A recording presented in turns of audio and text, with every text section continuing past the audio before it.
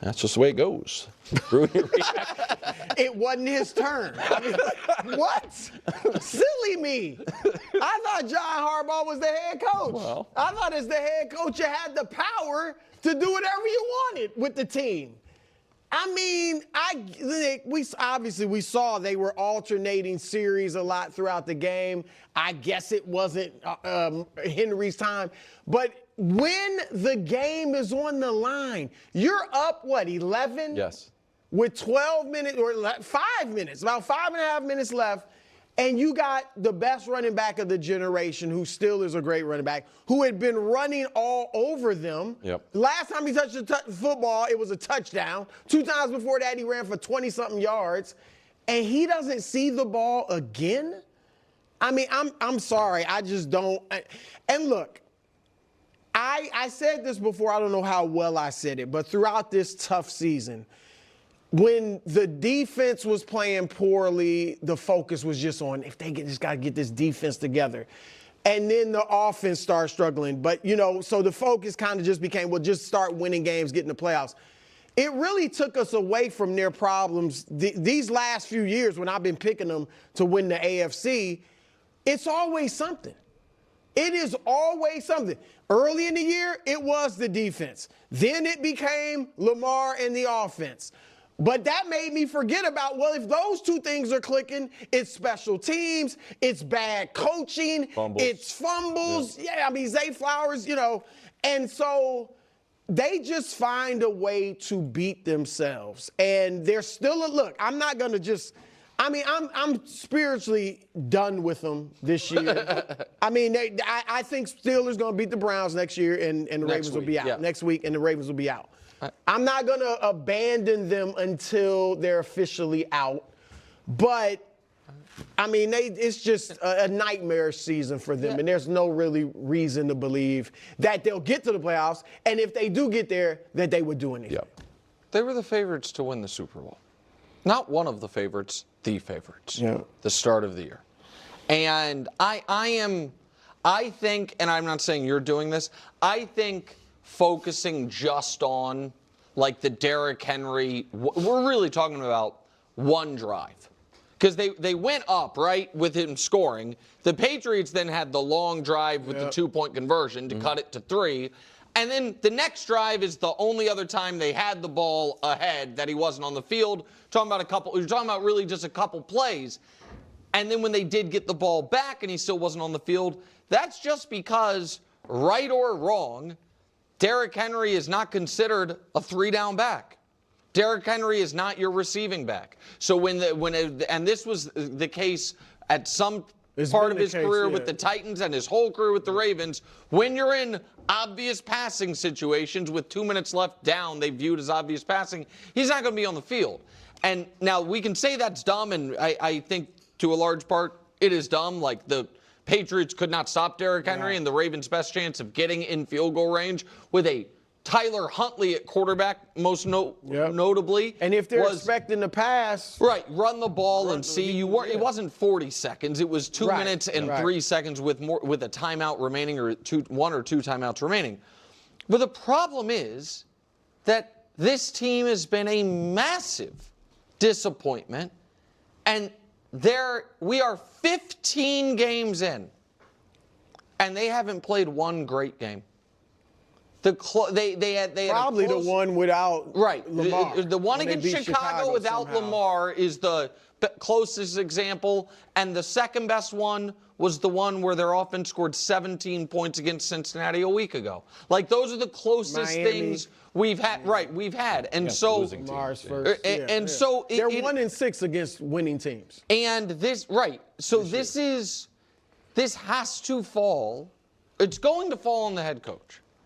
And it is, if you're a Ravens fan, coming out of the 2020s with 3 seasons of 0 playoff wins and 2 total playoff wins, which, when it to me appears, you might look at the 2020s as the peak of Lamar, who got hurt again yesterday, and they talked about it on the broadcast, and credit to them, because I've been trying to bang this point home.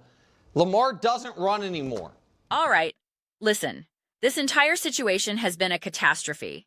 Even their 2 postseason victories lack significant luster. One against a Pittsburgh Steelers squad quarterbacked by Russell Wilson. Congratulations on that.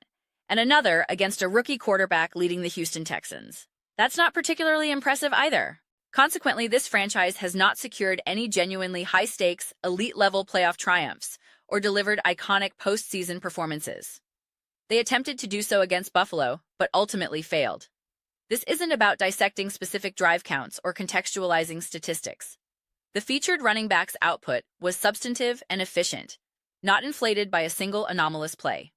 This was precisely the type of contest where he should have received 25 or more carries, irrespective of game script. Even on 3rd and long situations where the team was effectively in 4-down territory, the logical decision would have been to hand him the football.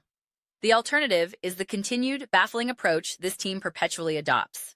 The fundamental issue, extending beyond the running back or the ground game to encompass offensive strategy holistically, represents a persistent, recurring flaw for this organization. This has been an undeniable problem for multiple consecutive seasons. There are simply too many pivotal moments that prompt bewilderment. This was glaringly evident in a prior conference championship game, which I have consistently characterized as an egregious case of coaching malpractice, an absolute debacle. While subsequent seasons presented less extreme examples, the pattern persisted, repeatedly isolating the star quarterback instead of utilizing the ground game to alleviate pressure. The philosophy seems to be a stubborn refusal to employ that foundational strategy. A perfect illustration is comparing their playoff performance against a certain opponent to another team's performance against that same opponent in the following week. The other team registered more total rushing attempts. The fact that a different offensive scheme generated more commitment to the run against an identical defense in consecutive weeks is astonishing. Do not cite score differential as an excuse. They were not trailing by an insurmountable margin. The notion that a moderate deficit precludes establishing the run is nonsensical. If any other head coach with a championship pedigree, individuals like Mike Tomlin, Nick Sirianni, Doug Peterson, or Mike McCarthy, were presiding over this roster with these repeated strategic failures, they would be subjected to relentless, scorching criticism. The narrative would be furious. You have this quarterback and this running back and only a handful of playoff wins? The scrutiny would be intense. Yet, for some inexplicable reason, the current head coach does not face commensurate accountability. This connects to a broader point I've previously discussed with supporters of this team. Another franchise's championship victory placed immense pressure on several AFC contenders, including this one. The implication was clear. If you believe your quarterback is superior, then construct a better overall team. That responsibility falls on the organization. The championship team demonstrated it was possible by dominating in the ultimate game. Meanwhile, this squad could not score more than 10 points at home in a conference championship against the same opponent. That is indefensible. Another perennial contender consistently fails to defeat that opponent in the playoffs. The championship team's response was to score prolifically. The contrast renders this team's shortcomings indefensible. The roster, the quarterback, the entire operation should be performing at a far superior level. Even if one argues the roster talent was sufficient in prior seasons, the team consistently presents bewildering moments where players appear unprepared or improperly positioned. This was epitomized in a prior playoff loss, where a veteran tight end's antagonistic behavior successfully provoked penalties from this team's players, which proved devastating. That same player attempted identical tactics against the championship team, who were prepared and dismissed them, suggesting a fundamental disparity in readiness and discipline. This team is consistently unprepared. It is embarrassing and, for an observer, profoundly frustrating. A veritable slap in the face. Contrast this with other franchises. One observes a team like Detroit, which, despite a loss, demonstrated maximum effort and desperation on every play. Pittsburgh consistently plays with tangible intensity. Even Cleveland frequently exhibits greater collective resolve. How many cycles must we endure with this franchise? It's time to progress. Hire a proficient offensive-minded head coach, a true leader and commanding presence, and initiate a new chapter. The most overused cliché regarding insanity is performing the same actions while expecting different results. If you require a definition, simply examine this organization. You will recognize it immediately. It is infuriating because this team possesses the potential to be among the most entertaining and exciting to watch. A perennial elite contender. I have habitually referenced them as a default example of a top-tier playoff team. Now, I am left questioning what they even represent. We cannot simplistically attribute everything to injuries. Numerous other franchises navigate adversity and still discover pathways to victory. This organization, conversely, consistently discovers methods to lose or to generate profound confusion. It is utterly senseless. Ironically, one of the most coherent game plans I witnessed from them in recent seasons was against Pittsburgh last year. The strategy was admirably straightforward. We are going to run the football relentlessly. We are unconcerned with aesthetics or diversification. This is our path to victory, and we will persist. I respected that. It demonstrated confidence and clarity. It is, lamentably, the sole instance of such conviction I can recall during their peak period. The situation has become indefensible. Commentary regarding the quarterback's reduced rushing attempts is a secondary concern. Frankly, I am uncertain of his current identity as a player. I was recently encouraged, observing him make confident throws, scramble purposefully, and appear comfortable, finally resembling the dynamic player fans have longed to see. Then, unfortunately, he was sidelined by injury. I do not know what his trajectory will be over the coming years. The reality is, an entire cohort of elite quarterbacks is entering a new phase of their careers. There is a compelling argument that the peak of their mobility and sheer physical dominance has passed.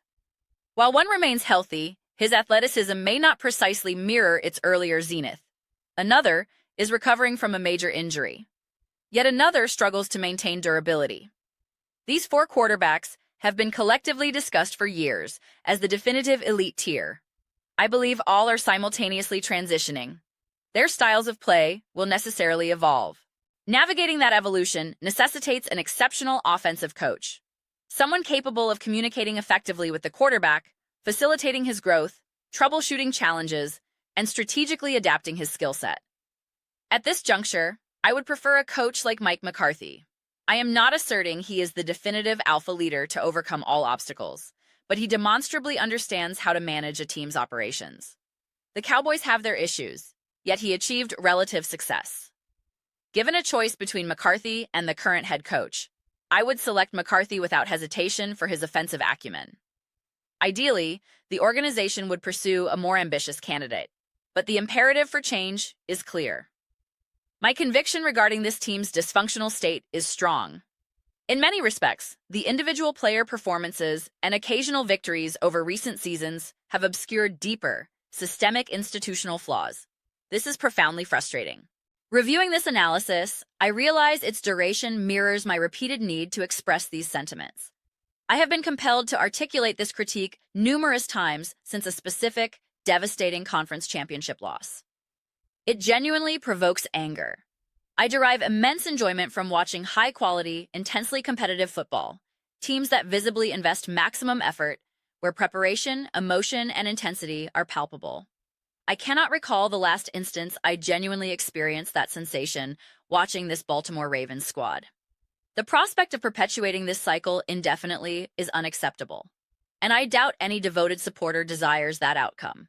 But those are simply my reflections. I would be delighted to hear yours. What are everyone's thoughts on the Baltimore Ravens falling short once again, the head coach's role in this, the quarterback's future, etc.? Share your perspectives in the comment section below. I read every single comment. Whether you agree with me or challenge me, let's engage in some dialogue. Let's have some spirited debates, but ultimately, let's simply enjoy the conversation. Please consider subscribing. We are cultivating an incredible community here and would absolutely adore your participation. I aim to build something we all feel a genuine connection to, something we're truly enthusiastic about joining. I believe we are making significant progress toward that goal. Please don't forget to give this video a thumbs up, as it genuinely assists with visibility and the platform's algorithm. Thank you so very much. I will see you all next time.